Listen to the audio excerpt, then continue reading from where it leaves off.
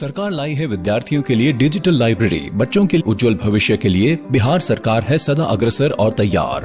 कक्षा 1 से कक्षा 12 तक के सभी पाठ्य पुस्तक पूरक सामग्री एवं वीडियो अब शिक्षा विभाग बिहार सरकार द्वारा विकसित पोर्टल पर है उपलब्ध। अध्ययन सामग्री देखने के लिए BEPCLots.bihar.gov.in पर विजिट करें अथवा एंड्रॉइड मोबाइल पर गूगल प्ले स्टोर से E-Lots ऐप डाउनलोड करें। शिक्षकों, अभिभावकों एवं बच्चों से अनुरोध है कि इस लाइब्रेरी का अधिक से अधिक लाभ उठाएं और अपनी पढ़ाई जारी रखें। हेलो बच्चों, कैसे हो आप सब? एक बार फिर से आप सभी का स्वागत है बिहार सरकार के मेरा दूरदर्शन मेरा विद्यालय कार्यक्रम में। बच्चों, हम उम्मीद करते हैं कि आप सभी अपने घर पर सुरक्षित होंगे और अच्छे से पढ़ाई कर रहे होंगे। कर रहे हैं ना बच्चों? हाँ, पढ़ाई करना बहुत आवश्यक है, तो सभी लोग अच्छे से पढ़ाई कीजिएगा। और याद तो होगा ही आप सभी को क्या करना होता है एपिसोड देखने के बाद। एपिसोड देख लेने के बाद आपको अपने किताब से सवालों को हल करना होता है। तो अपना कॉपी और कलम ले लीजिए बच्चों और हो जाइए तैयार। हम शुरू करते हैं आज का एपिसोड। हर दिन की तरह आज भी हम अपने एपिसोड की शुरुआत कक्षा 11 की पढ़ाई के साथ करेंगे, जिसमें हम केमिस्ट्री यानी कि रसायन विज्ञान में उसका पहला पाठ रसायन विज्ञान की कुछ मूल अवधारणाएं जानेंगे, यानी कि some basic concepts of chemistry के बारे में जानेंगे। उसके बाद हम भौतिकी का पहला पाठ भौतिक जगत, मात्रक और मापन, जिसे हम physical world, units and measurement के नाम से भी जानते हैं, उसको पढ़ेंगे। बच्चों, कक्षा 11वीं की पढ़ाई के बाद कक्षा 12वीं की पढ़ाई शुरू करते हुए इसमें रसायन विज्ञान में ठोस अवस्था पढ़ेंगे, सॉलिड स्टेट जिसको बोलते हैं। उसके बाद हम फिजिक्स में वैद्युत आवेश तथा क्षेत्र के बारे में पढ़ेंगे। तो चलिए शुरू करते हैं आज के एपिसोड को। नमस्कार दोस्तों, आज हम अपना नया अध्याय शुरू करने जा रहे हैं, जिसका नाम है रसायन विज्ञान की कुछ मूल अवधारणाएं का भाग 3। तो चलिए देखते हैं कि हम इस वीडियो में क्या पढ़ने वाले हैं। सार्थक अंक का गणितीय संचालन, विमीय विश्लेषण। तो चलिए शुरू करते हैं आज का पहला विषय, सार्थक अंक का गणितीय संचालन। सार्थक अंक के गणितीय संचालन को जानने से पहले क्या आप वैज्ञानिक संकेतन के बारे में जानते हैं? जैसा हमने पिछली वीडियो में जाना था, वैज्ञानिक संकेतन एक गणितीय अभिव्यक्ति है जिसका उपयोग 1 और 10 के बीच दशमलव संख्या को 10 से गुणा करने के लिए किया जाता है, जिससे हम कम अंकों से बड़ी संख्या को लिख सके।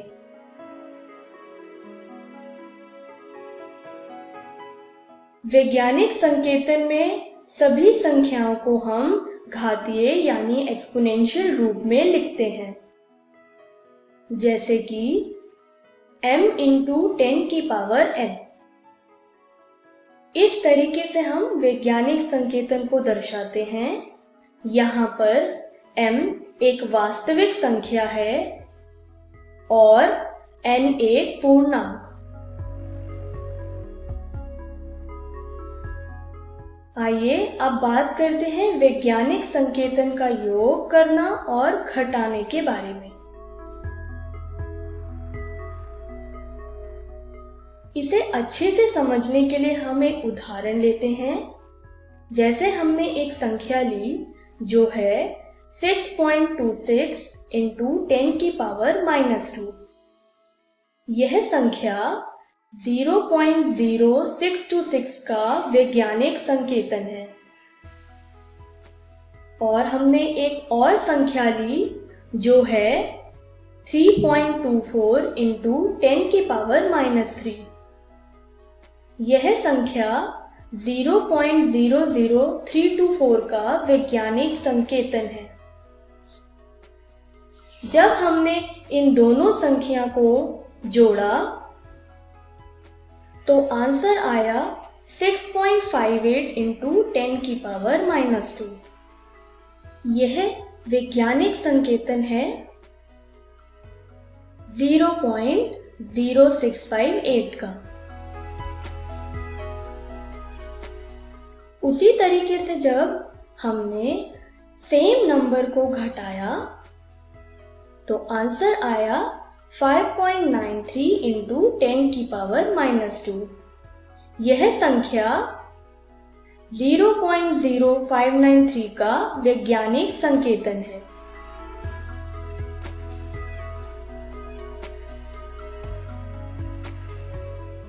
आइए अब बात करते हैं वैज्ञानिक संकेतन का गुणा और भाग करना। हमने एक संख्या ली जो है 3.45 इंटू 10 की पावर -3। जब इस संख्या को हमने दूसरी संख्या से गुणा किया जो है 6.28 इंटू 10 की पावर -4। इनको गुणा कैसे करेंगे? जैसा कि आप स्क्रीन पर देख पा रहे हैं, यानी 3.45 को पहले 6.28 से गुणा करेंगे और घातकों के नियमों के अनुसार या लॉ ऑफ एक्सपोनेंट के अनुसार इनकी पावर्स जुड़ जाएंगी, यानी 10 की पावर -3 -4। तो आंसर आएगा 21.66 इंटू 10 की पावर -7, जिसे हम 2.16 इंटू 10 की पावर -6 भी लिखते हैं। इस तरीके से हमने वैज्ञानिक संकेतनों का गुणा करना सीखा। अगर हमने सेम नंबर का भाग किया, यानी 3.45 इंटू 10 की पावर -3 को 6.28 इंटू 10 की पावर -4 से भाग करेंगे। पहले दोनों संख्या भाग होंगी, यानी 3.45 को 6.28 से भाग करेंगे और एक्सपोनेंट के नियम के अनुसार इनकी पावर्स माइनस होंगी, यानी 10 की पावर -3 +4। तो आंसर आएगा 0.549 इंटू 10 की पावर +1, जिसे हम 5.49 भी लिखते हैं।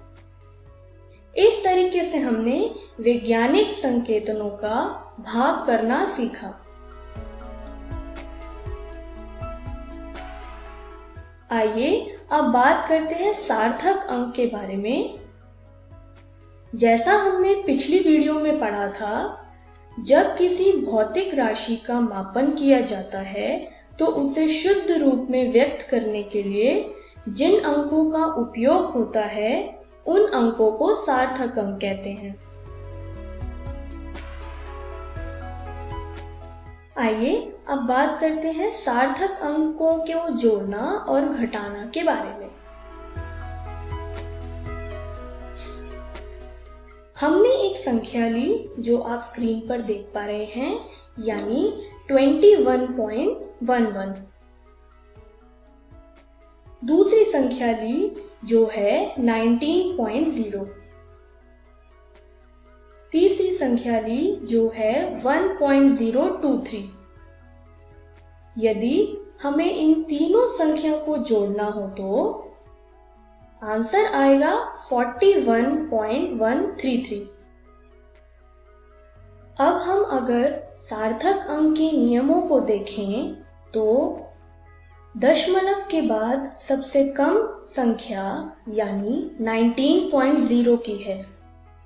19.0 में एक ही सार्थक अंक है दशमलव के बाद, तो हम अपने उत्तर में भी दशमलव के बाद एक ही संख्या को लेंगे, यानी 41.133 को हम 41.1 ही लेंगे, यानी दशमलव के बाद एक ही सार्थक अंक को लिया जाएगा। इस तरीके से हम सार्थक अंकों को जोड़ते हैं। यदि हमने एक संख्या ली जो है 21.11, 19.0, 1.023, यदि हम तीनों संख्या को घटाएं तो आंसर आएगा 1.087। सार्थक अंक के नियमों के अनुसार क्योंकि 19.0 में दशमलव के बाद एक ही सार्थक अंक है, तो हम अपने उत्तर में भी दशमलव के बाद एक ही सार्थक अंक को लेंगे, यानी 1.087 को हम लिखेंगे 1.0, यानी दशमलव के बाद एक ही संख्या ली जाएगी और इस केस में हमने 0 लिया है। इस तरीके से हमने सार्थक अंक को घटाना सीखा।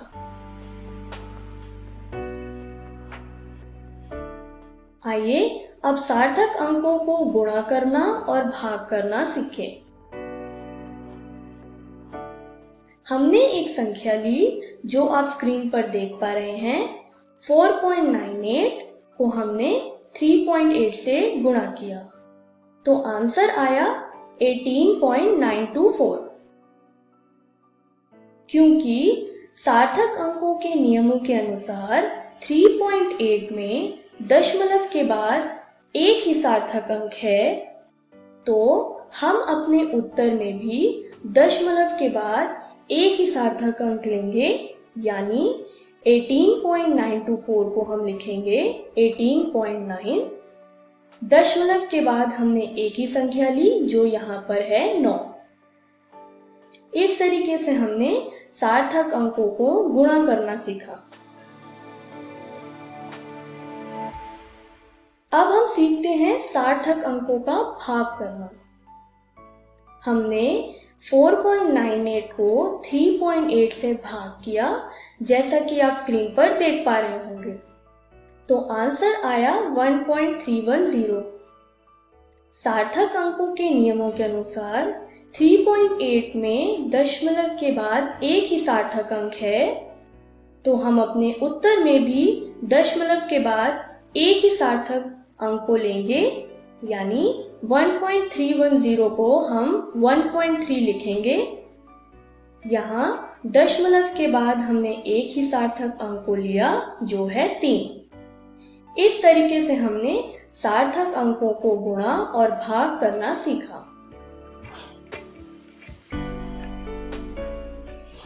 सार्थक अंकों के गणितीय संचालन में एक महत्वपूर्ण हिस्सा है संख्याओं का सन्निकटन करना, यानी राउंडिंग ऑफ। आइए इसको जानें। संख्याओं का सन्निकटन वह विधि है जिससे किसी संख्या को सरल बनाया जाता है, लेकिन उसके मूल्य को उसके मूल संख्या के पास ही रखा जाता है। संख्याओं के सन्निकटन करने के कुछ नियम हैं। आइए एक एक करके इन नियमों को पढ़ें। पहला नियम यह कहता है कि यदि सबसे दाईं ओर वाला अंक जिसे हटाना हो 5 से अधिक हो, तो उससे पहले आने वाला अंक का मान 1 से अधिक कर दिया जाता है। आइए इसे एक उदाहरण से समझें। 2.987 एक संख्या है। इसमें हमें 7 को हटाना है और 7 5 से अधिक है, तो यह संख्या सन्निकटन या राउंड ऑफ होकर 2.99 बन जाएगी, यानी 8 को हमने 1 से बढ़ा दिया। दूसरा नियम यह कहता है कि यदि सबसे दाईं ओर का हटाए जाने वाला अंक 5 से कम हो, तो उससे पहले वाले अंक को बदला नहीं जाएगा। इसे एक उदाहरण से समझते हैं। 4.984 एक संख्या है। इसमें 4 को हमें हटाना है। क्योंकि 4 5 से छोटा है, तो यह संख्या सन्निकटन होकर 4.99 नहीं बनेगी। तीसरा नियम यह कहता है कि सबसे दाईं ओर हटाए जाने वाला अंक 5 ही हो और 5 से पहले वाली संख्या अगर सम संख्या यानी इवन नंबर हो तो उस स्थिति में वह संख्या बदली नहीं जाएगी, परंतु अगर 5 से पहले वाली संख्या एक विषम संख्या यानी ऑड नंबर हो तो वह संख्या 1 से बढ़ा दिया जाएगा। इसे और अच्छे से समझने के लिए एक उदाहरण को देखते हैं। 6.55 एक संख्या है, इसमें 5 से पहले वाली संख्या एक विषम संख्या है, तो 6.55 सन्निकटन या राउंड ऑफ होकर बन जाएगा 6.6। लेकिन अगर हमने दूसरी संख्या ली जो है 7.25, इसमें 5 से पहले वाली संख्या एक सम संख्या यानी इवन नंबर है, तो यह संख्या सन्निकटन होकर बन जाएगी 7.2। आइए अब अपने आखिरी विषय पे चले जो है विमीय विश्लेषण। विमीय विश्लेषण एक सांकल्पिक औजार है जिसका बहुत जगह पर उपयोग होता है। यह वहां उपयोगी होता है जहां एक तरह की भौतिक राशियां किसी घटना के परिणाम के लिए जिम्मेदार हो। इस विधि को हम गुणक लेबल विधि यानी फैक्टर लेबल मेथड या इकाई गुणक विधि या यूनिट फैक्टर मेथड भी कहते हैं। इस विधि को अच्छे से समझने के लिए आइए स्क्रीन पे दिए गए प्रश्न को सुलझाते हैं। क्या आप बता सकते हैं 5 दिन में कितने सेकंड होते हैं? जैसा हम जानते हैं एक दिन में 24 घंटे, 1 घंटों में 60 मिनट, 1 मिनट में 60 सेकंड होते हैं। तो 5 दिनों में सेकंड्स को निकालने के लिए हम विमीय विश्लेषण का उपयोग करते हैं, जैसा कि आप स्क्रीन पर देख पा रहे हैं। इसको सुलझाने के बाद आंसर आया 4,32,000 सेकंड, यानी 5 दिनों में 4,32,000 सेकंड होते हैं। इस तरीके से हम विमीय विश्लेषण का उपयोग करके कई प्रश्नों को सुलझाते हैं। तो आइए देखते हैं कि हमने इस वीडियो में क्या सीखा। हमने सार्थक अंक का गणितीय संचालन के बारे में जाना, हमने विमीय विश्लेषण के बारे में भी जाना। तो अगली वीडियो में हम क्या पढ़ने वाले हैं? अगली वीडियो में हम रासायनिक संयोजन के नियमों को जानेंगे। Thank you.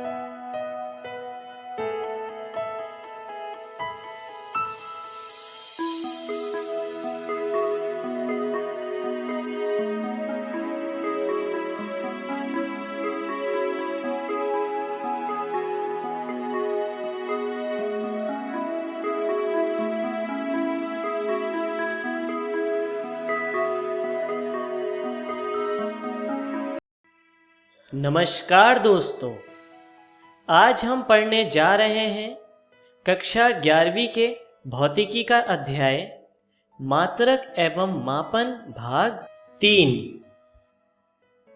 तो वीडियो शुरू करने से पहले आइए एक बार नज़र डालते हैं कि आज की वीडियो में हम क्या क्या पढ़ने वाले हैं। तो सबसे पहले हम पढ़ेंगे त्रुटियों का संयोजन तथा फिर हम पढ़ेंगे सार्थक अंक।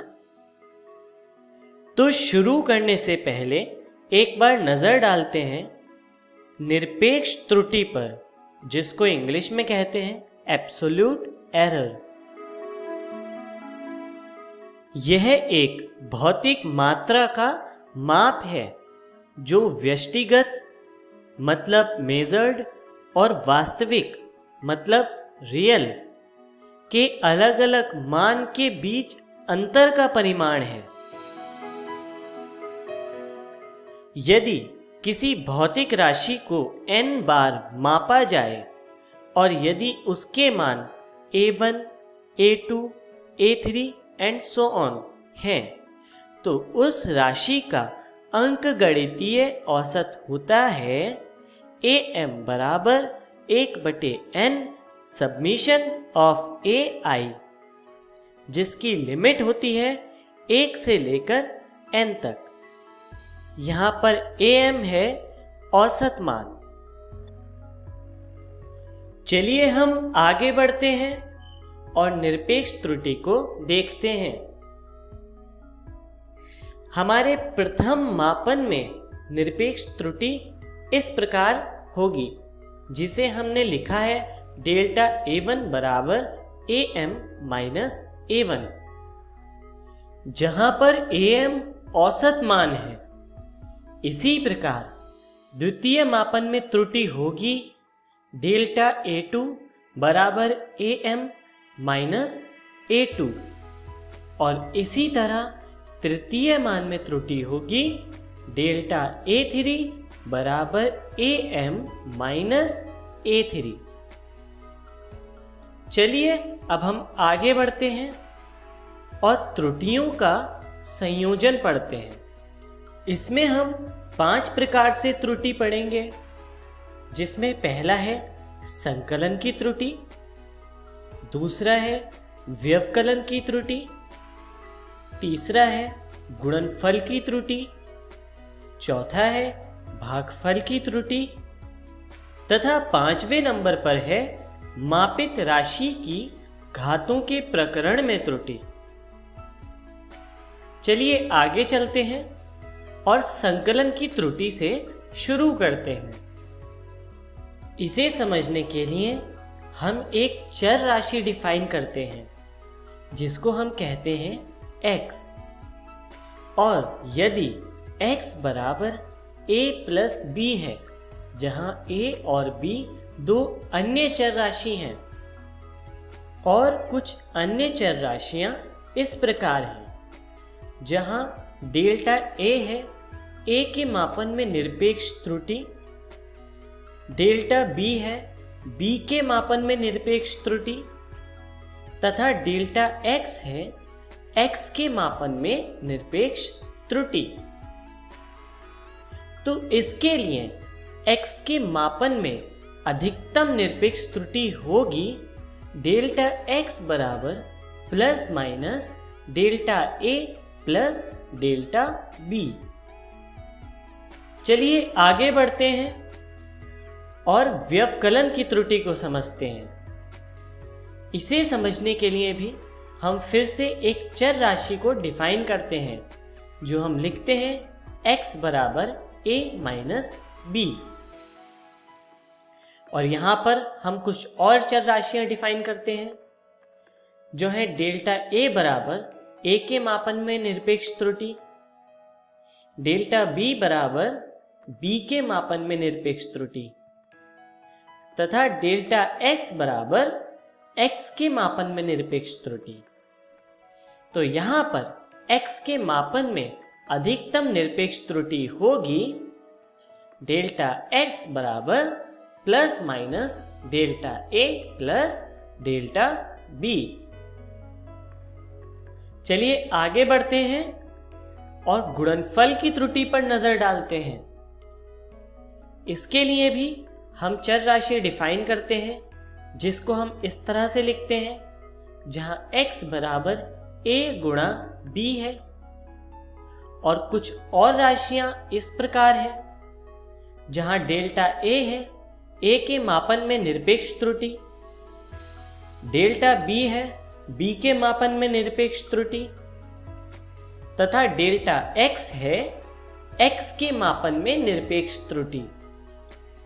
तो यहां पर x के मापन में अधिकतम निरपेक्ष त्रुटि होगी डेल्टा x बराबर plus minus x into delta a बटे a प्लस डेल्टा b बटे b। और इसी तरह हम आगे चलते हैं और भागफल की त्रुटि पर नजर डालते हैं। इसके लिए भी हम एक चर राशि डिफाइन करते हैं जिसको हम इस तरह लिखते हैं, जहां x बराबर है a बटे b के। और कुछ अन्य चर राशियां इस प्रकार हैं, जहां डेल्टा a है a के मापन में निरपेक्ष त्रुटि, डेल्टा b है b के मापन में निरपेक्ष त्रुटि, तथा डेल्टा x है x के मापन में निरपेक्ष त्रुटि।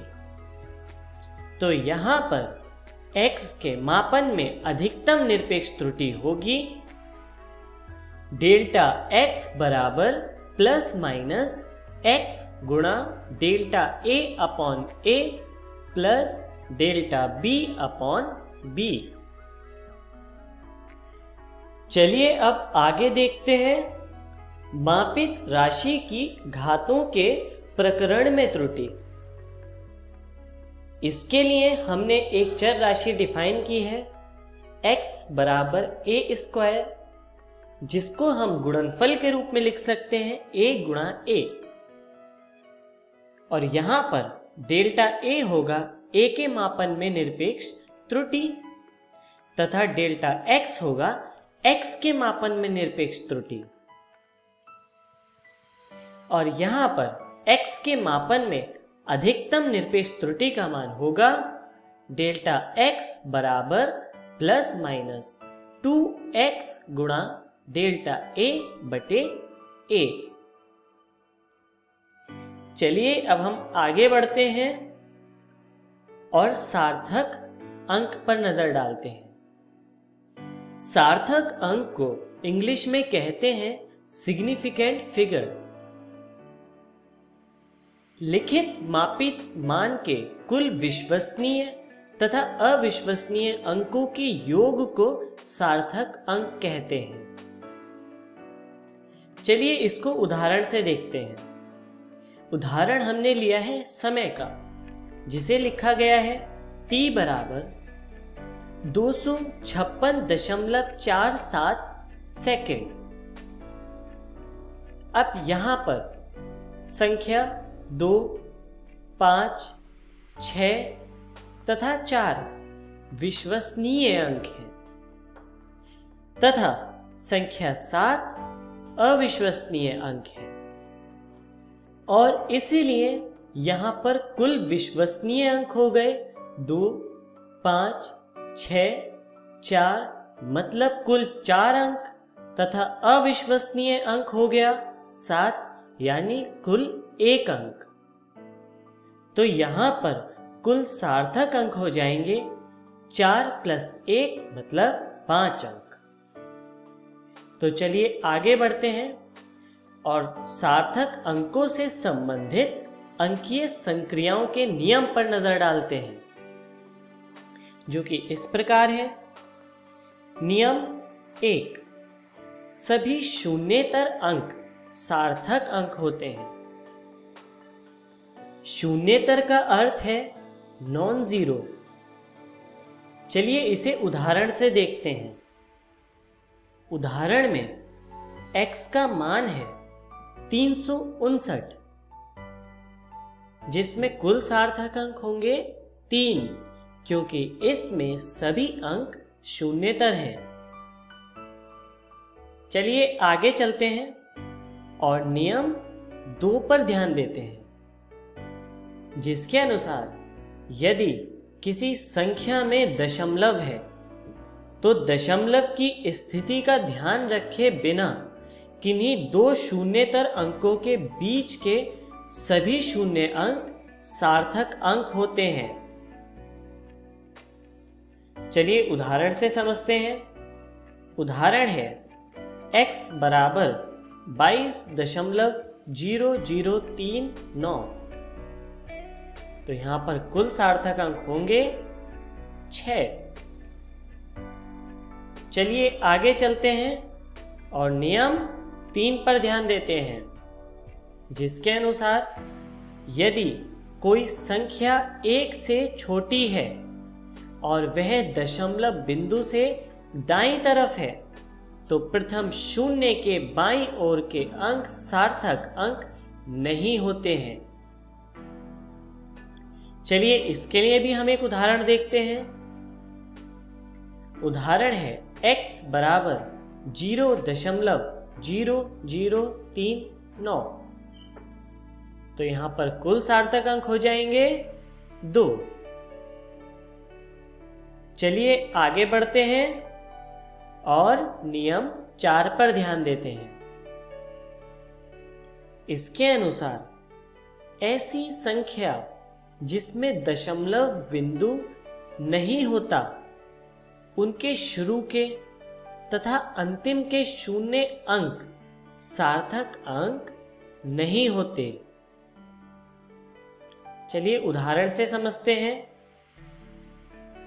उदाहरण है 0920000। इस पूरी संख्या में कुल सार्थक अंक होंगे 2। तो चलिए हम आगे बढ़ते हैं और देखते हैं कि आज की वीडियो में हमने क्या क्या सीखा। सबसे पहले हमने पढ़ा त्रुटि विश्लेषण, उसके बाद हमने जाना सार्थक अंकों के नियम।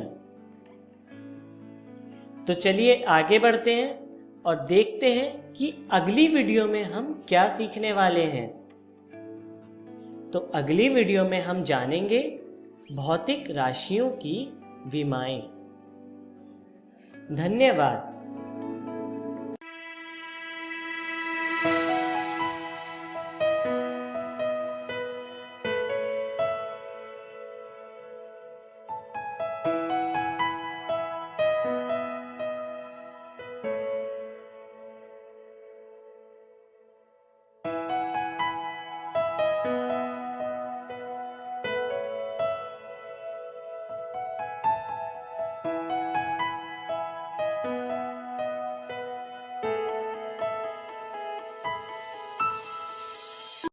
नमस्कार दोस्तों, आज हम ठोस अवस्था का तीसरा भाग शुरू करने जा रहे हैं।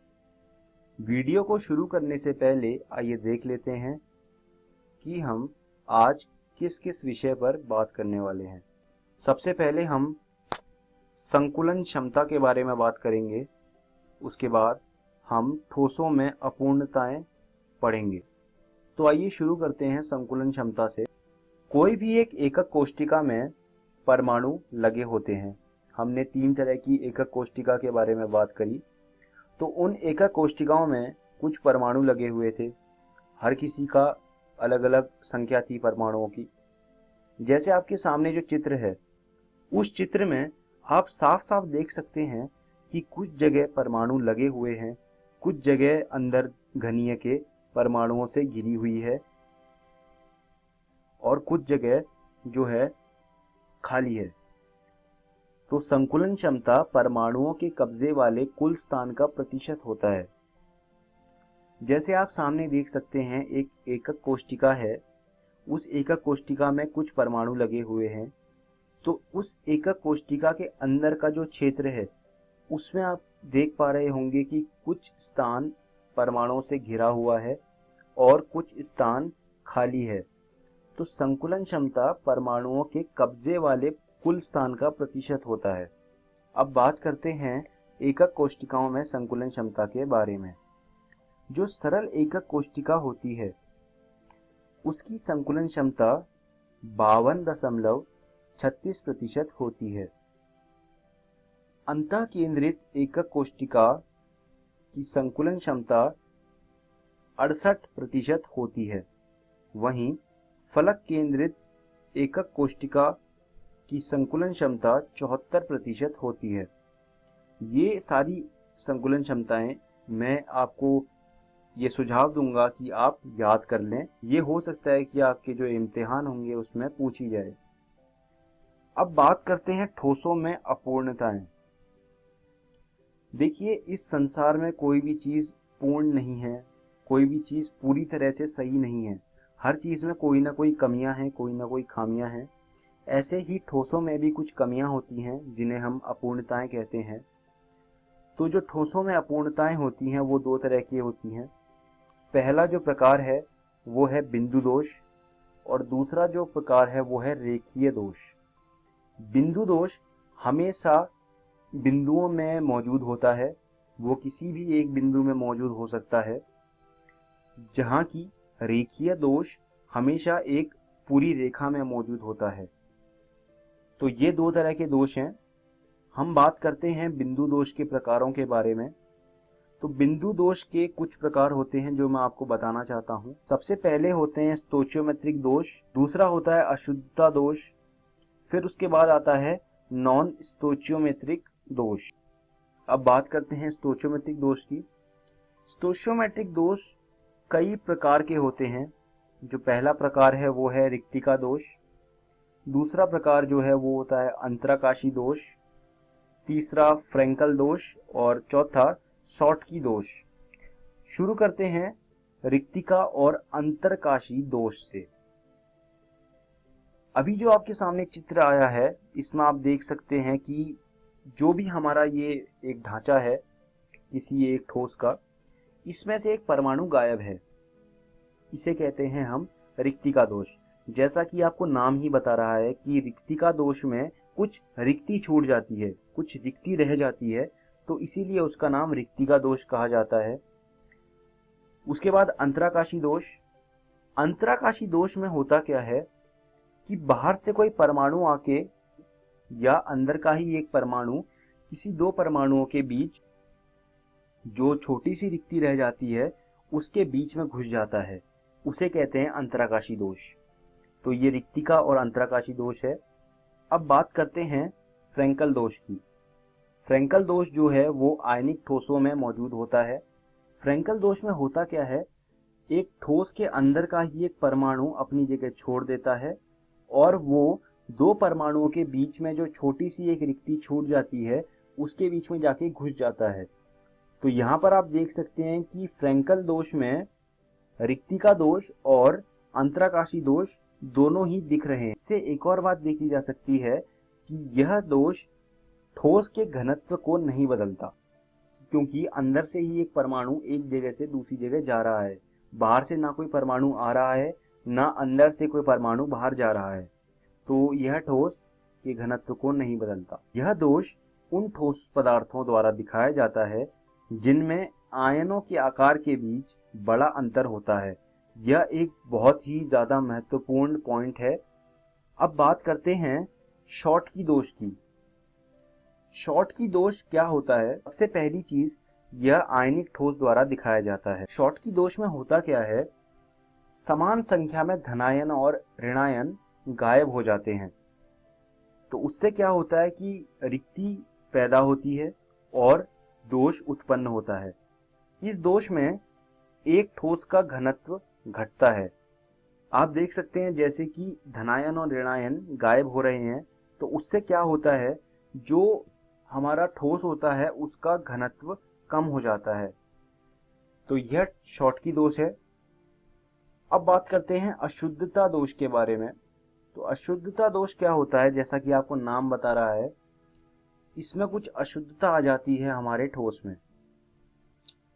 जो अशुद्धता दोष होता है यह ठोस की विद्युत उदासीनता को बनाए रखता है। इसमें विद्युत उदासीनता नहीं बदलती है। अब ये कैसे पैदा होता है, जैसे कि आप अपने सामने देख रहे हैं NaCl क्रिस्टल का चित्र। अब इसमें क्या हुआ, दो जगह से Na+ अपने स्थान को छोड़ के हट गया। अब जब दो NaCl हट गए तो जो हमारा ठोस है उसमें 2+ चार्ज आ गया। अब 2+ आने के कारण क्या हुआ, जो Sr2+ है उसने एक स्थान में कब्जा कर लिया। अब Sr2+ जैसे ही हमारे ठोस में घुसा तो उससे क्या हुआ, जो हमारा ठोस है उसमें जो चार्ज था वो चार्ज हट गया। तो इस कारण जो है अशुद्धता दोष पैदा होता है। क्योंकि यहाँ पर आप देख सकते हैं कि एक जो है हमारा Na+ वो गायब है। यहाँ पर अशुद्धता दोष के कारण जो ठोस है उसका घनत्व कम हुआ। क्यों कम हुआ? क्योंकि जो हमारा Na+ है वो अब हमारे ठोस में मौजूद नहीं है। तो यह था अशुद्धता दोष। अब हम इस वीडियो के अंत में आ गए हैं। आइए देखते हैं हमने इस वीडियो में क्या सीखा। सबसे पहले हमने संकुलन क्षमता के बारे में पढ़ा, उसके बाद हमने ठोसों में अपूर्णताएं पढ़ी। मैं आप लोगों को ये सुझाव देना चाहता हूं कि आप रसायन विज्ञान की NCERT भाग 1 से ये सब चीज़ें दोबारा से पढ़ लीजिए और अगली कक्षा में दोबारा से चीज़ें पढ़ के आइएगा, तभी आपको जो है चीज़ें और अच्छे से समझ में आएंगी। साथ ही मैं आपको ये भी कहना चाहता हूँ कि आप इन सब विषयों पर कुछ सवाल भी कर लीजिएगा। अगली वीडियो में हम विद्युतीय गुणों के बारे में पढ़ेंगे और चुंबकीय गुणों के बारे में पढ़ेंगे। धन्यवाद दोस्तों।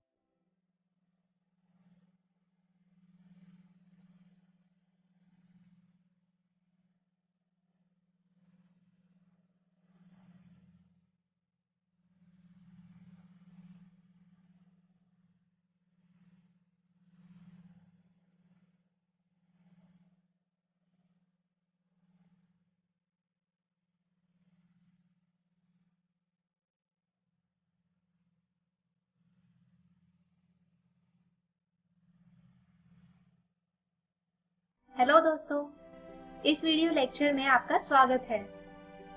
दोस्तों, हमारे पिछले वीडियो में हम बात कर रहे थे क्लास 12 के फर्स्ट चैप्टर वैद्युत आवेश तथा क्षेत्र की, जिसमें आज हम जिन टॉपिक की बात करेंगे वो है आवेशों के बीच बल तथा कूलाम नियम की। तो आइए बात करते हैं सबसे पहले टॉपिक आवेशों के बीच लगने वाले बल की। दोस्तों, हमने हमारे पिछले वीडियो में देखा था कि अलग अलग वैद्युत आवेश एक दूसरे को अट्रैक्ट यानी आकर्षित करते हैं, जबकि एक समान आवेश एक दूसरे को रिपेल यानी प्रतिकर्षित करते हैं। यानी इन दोनों ही परिस्थितियों को देखते हुए हम ये कह सकते हैं कि वैद्युत आवेश एक दूसरे पर फोर्स यानी बल लगाते हैं। लेकिन क्या आपने कभी सोचा है कि इस बल का परिमाण यानी मैग्नीट्यूड कितना होता है? तो दोस्तों, बल के इस परिमाण को मापने का आइडिया सबसे पहले आया था फ्रेंच भौतिक शास्त्री चार्ल्स ऑगस्टिन दे कूलम को, और उनके द्वारा किन्हीं दो वैद्युत आवेशों के बीच लगने वाले इस बल को मापने के नियम को कहा जाता है कूलाम नियम। दोस्तों, इस नियम के अनुसार किन्हीं दो वैद्युत आवेशों के बीच लगने वाले बल का परिमाण आवेशों के गुणनफल के अनुक्रमानुपाती होता है। यानी हम लिख सकते हैं कि बल अनुक्रमानुपात Q1 गुणा Q2।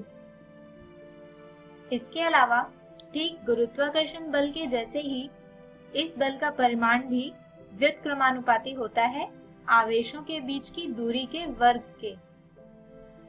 यानी अगर दोनों आवेशों के बीच की दूरी r है तो बल व्युत्क्रमानुपाती होगा r⁴ के। अब अगर हम इन दोनों ही स्टेटमेंट्स को साथ में लिखें तो बल के परिमाण F को लिखा जा सकता है अनुक्रमानुपात Q1 Q2 बटे r⁴। और अगर अनुक्रमानुपातिकता के चिन्ह को हटाया जाए तो F बराबर होगा K Q1 Q2 बटे r⁴ के।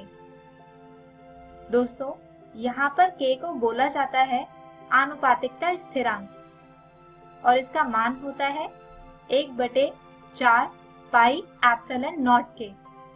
लेकिन दोस्तों, जैसा कि हम जानते हैं कि बल एक सदिश राशि होती है, यानी इसके परिमाण के साथ साथ इसकी एक निर्धारित दिशा भी होती है। और अगर हम माने कि यहाँ ये दो वैद्युत आवेश हैं जो एक दूसरे पर बल लगा रहे हैं, लाल वाले आवेश को हम 1 से अंकित करते हैं और नीले वाले आवेश को 2 से। अब जैसा कि हम देख रहे हैं कि ये दोनों ही आवेश एक दूसरे को अपनी ओर खींच रहे हैं, यानी आवेश 1 की वजह से आवेश 2 पर जो बल लग रहा है वो कुछ इस दिशा में होगा।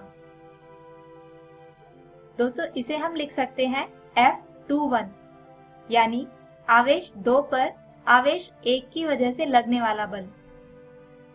और ठीक इसी तरह आवेश 1 पर आवेश 2 की वजह से लगने वाला बल कुछ इस तरह से होगा और इसे लिखा जा सकता है F12, यानी आवेश 1 पर आवेश 2 की वजह से लगने वाला बल। अब दोस्तों कूलाम नियम के अनुसार इन दोनों ही बलों का परिमाण होगा एक समान और जो बराबर होगा 1/4 पाई एप्सिलॉन नॉट गुणा Q1 Q2 बटे R की घात 2। दोस्तों यहाँ पर एप्सिलॉन नॉट को कहा जाता है परमिटिविटी ऑफ वैक्यूम, यानी निर्वात की पारगम्यता, और इसका मान होता है 8.854 गुणा 10 की घात ऋणात्मक 12 कूलम की घात 2 प्रति न्यूटन प्रति मीटर स्क्वायर। और इस मान को रखकर हम निकाल सकते हैं 1/4 पाई एप्सिलॉन नॉट की वैल्यू, जो होती है 9 गुणा 10 की घात 9 न्यूटन मीटर स्क्वायर प्रति कूलम स्क्वायर के बराबर। आइए अब इसी नियम पर आधारित एक उदाहरण समझते हैं। क्वेश्चन है 5 माइक्रोकूलम आवेश के 2 कणों को 1 मीटर लंबे विद्युत रोधी तार से जोड़ा जाता है तथा इस निकाय को एक चिकनी सतह वाली मेज पर रखा जाता है। तार में उत्पन्न होने वाले खिंचाव की गणना करें। यानी 2 कण जिनका आवेश 5-5 माइक्रोकूलम है किसी 1 मीटर लंबे विद्युत रोधी तार से जुड़े हैं। दोस्तों तार विद्युत रोधी होने की वजह से यहाँ आवेश एक कण से दूसरे कण पर स्थानांतरित नहीं होगा। इसके अलावा ये पूरा निकाय एक चिकनी सतह वाली मेज पर रखा है जिससे किसी भी तरह की मूवमेंट को हम देख सकें। अब हमें निकालना है इस तार में उत्पन्न होने वाला खिंचाव। तो आइए सबसे पहले समझते हैं कि ये खिंचाव आखिर होगा क्यों, और इसे समझने के लिए हम देखते हैं इस मेज का टॉप व्यू। तो दोस्तों जैसा कि हमने कहा था कि 2 समान आवेश करते हैं एक दूसरे को रिपेल यानी प्रतिकर्षित, यानी ये दोनों आवेश एक दूसरे पर लगाएंगे बल एक दूसरे के विरुद्ध कुछ इस दिशा में, जिसकी वजह से तार में होगा खिंचाव। और दोस्तों यहाँ पर जो क्वांटिटीज हमें दी गई है वो है Q1 बराबर Q2 बराबर 5 माइक्रो, या यूं कहें कि 5 गुणा 10 की घात ऋणात्मक 6 कूलम, और R बराबर है 1 मीटर के। अब न्यूटन के तीसरे नियम के अनुसार ये खिंचाव होगा कणों पर लगने वाले बल के ही बराबर, यानी T बराबर F, और कूलम नियम से हम निकाल सकते हैं F, जो बराबर होगा 1/4 pi epsilon not Q1 Q2 बटे R की घात 2 के। अब यहाँ पर हम Q1 Q2 और R का मान रखकर इसे हल करें तो F आता है 0.225 न्यूटन, यानी तार में उत्पन्न खिंचाव था 0.225 न्यूटन।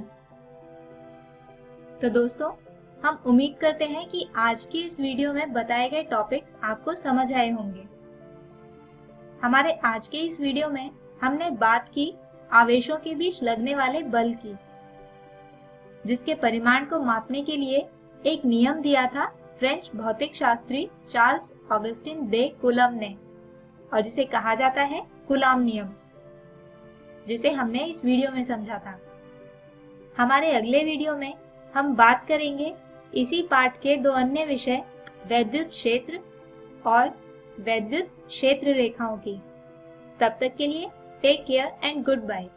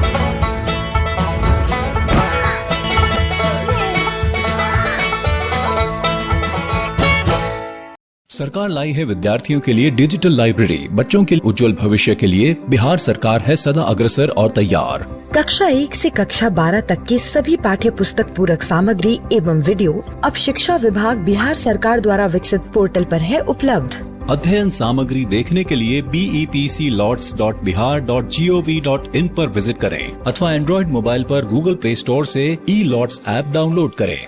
शिक्षकों, अभिभावकों एवं बच्चों से अनुरोध है कि इस ई लाइब्रेरी का अधिक से अधिक लाभ उठाएं और अपनी पढ़ाई जारी रखें।